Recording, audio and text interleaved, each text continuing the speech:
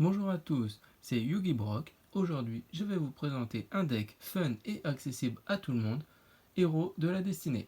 Ce deck contient 48 cartes. Dedans, il y a 15 cartes magiques, 4 cartes pièges, 20 cartes monstres et 8 cartes de l'extra deck. Nous allons commencer par les cartes monstres. En carte monstre, nous allons jouer Dogma. Ce monstre Héros de la Destinée est capable, par invocation spéciale, de diviser par 2 les life points de notre adversaire. Nous jouerons en 2 fois le Percé Ténèbres, Héros de la Destinée. Nous jouerons le Malveillant en 2 fois. Cette carte est capable que quand elle est au cimetière, de bannir cette carte et de pouvoir invoquer une autre carte Malveillant depuis notre deck. Nous jouerons en une fois le Dynatag, le Décideur, Brume de l'Ombre, Blasman, Bandit, Célestre, l'Ange Noir, le Commando du Disque, du Rêve, le Servant d'Effroi, puis nous jouerons aussi en 3 fois le Décube. Le Décube n'est pas une carte Héros de la Destinée, mais sa faculté permet qu'il soit traité comme un monstre Héros de la Destinée. Nous jouerons aussi le Plasma Héros de la Destinée, puis bien entendu le Maître de l'Effroi. Venons maintenant aux cartes magiques. Pour invoquer le Maître de l'Effroi, il faudra la Prison de l'Horloge. Nous aurons aussi comme carte magie de terrain la Ville Ténébreuse.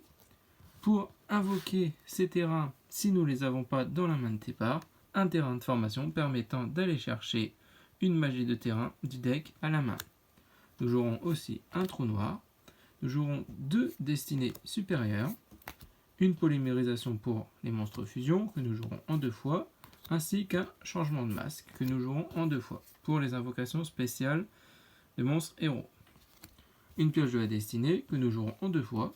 Cette carte est pratique car la plupart de nos monstres héros de la destinée sont bien plus utiles au cimetière. Et cette carte permet de défausser une carte héros de la destinée puis de piocher 2 cartes.